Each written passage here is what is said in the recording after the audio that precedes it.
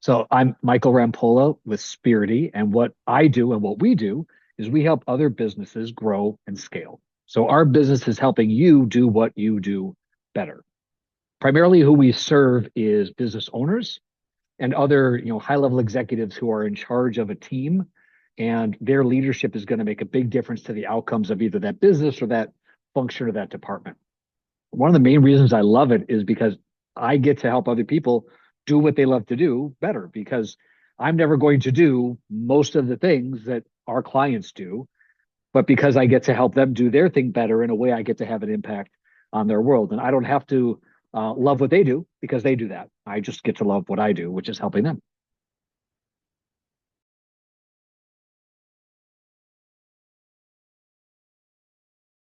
We're not going to make it so you always rely on us. We're going to enable your capability and increase your capacity so that you can grow and scale with us and hopefully eventually beyond us. I mean, it would be great if you could, move faster than even we can move with you. I obviously would love that to be a challenge I have to face one day.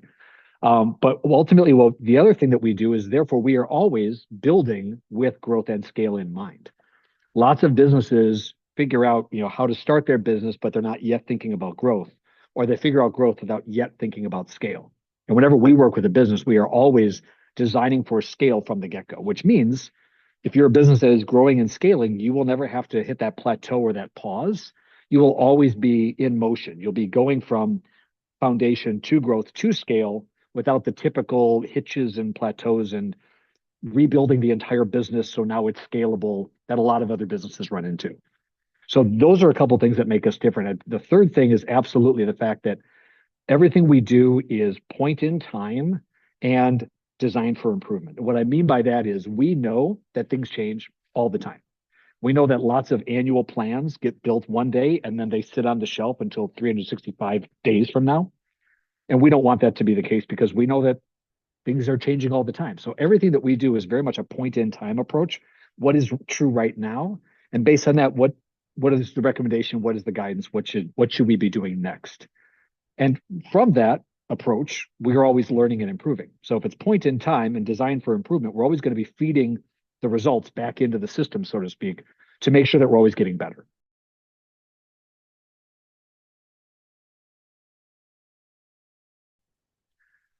If I could ensure that every business owner understands one key thing, it would be this. Don't do what they say you should do. You need to do what actually works for you and your business. Put that another way, there are a lot of best practices out there, and those best practices are based on the context and the particular situation of the person who decided that was the best practice, which means it works really well for them. That may or may not have any bearing on whether or not that's going to work for you because your situation is fundamentally different. Now, every business is very much like every other business. So we all run on the same metrics. That's another important thing to know. Every business runs on the same basic principles: more revenue, less expenses, sustainable approaches, customer satisfaction. However, a best practice in one domain may or may not be a best practice for you. So I try to avoid saying anything is a best practice. We really focus on proven practices. So if I could make sure that every business owner understands one thing, it would be focus on the practices that you have proven work for your business, not just what everybody else says you're supposed to do.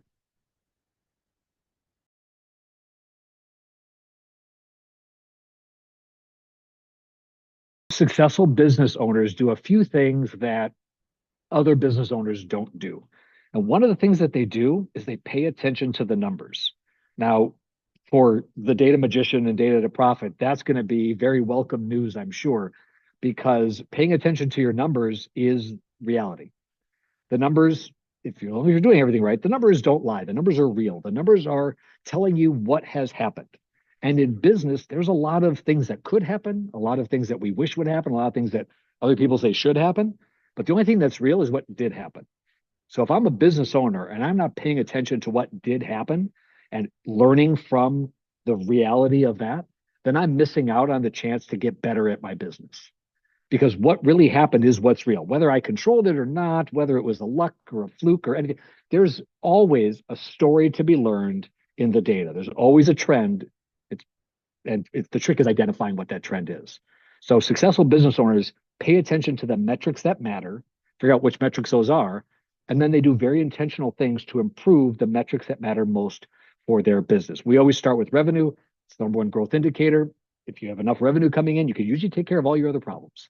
If you're selling enough, you can keep your business. And if you're not selling, then you're out of business. So we always say pay attention to your numbers and know which numbers are most important to you. And then the second thing is try some stuff. And what I mean by that is if we are doing a thing and it's working, I need to keep doing it. And if what I'm doing is not working, I need to try something else. And I need to know which one is which. Too often I see businesses not repeating the thing that's working and or repeating the thing that is not working. And that is a big difference between successful businesses and less successful businesses. The most successful businesses that we have helped, where we have grown and scaled, and in some cases taken them, in a 10x multiplier in revenue, it was constantly asking this one question: what are we doing that is working best, and how do we do more of it? And if you can keep asking that question in your business, you will avoid chasing legacy ideas and aspirational ideas in favor of the things that are actually driving you to grow. So businesses that are succeeding are growing, and growing businesses are typically growing because they're doing more of what's working and less of what's not working. And so that goes back to our first point, which is successful business owners are paying attention to which one is which. And the third thing that I believe separates successful business owners from other business owners is that they recognize that they don't have to do it all by themselves. Too often, there's this myth. It is not written anywhere, by the way. I have checked, I have looked, I have not found it. Nowhere is it written that you're supposed to do this all by yourself. There's lots of places to find, look for help, ask for help. Other people are smarter than you. Don't be the smartest person in the room. Seek outside perspectives. That's written everywhere. But for some reason, we ignore all that. And we all hear somehow, you're supposed to do it all by yourself. You can do it by yourself. No, you can't. Well, you can do some of it by yourself, but you can't do all of it because you are a limited resource. You are a single human being. And if you're not, talk to me because I'm curious. But most of you are limited single resources. And therefore, you have only so much capacity. But when you work with other people, you can increase that capacity. So the most successful business owners recognize that whether it's knowledge, capacity, skill, experience, anything like that, they only can have so much. And if they want to be really, really successful, they need to get more from other people.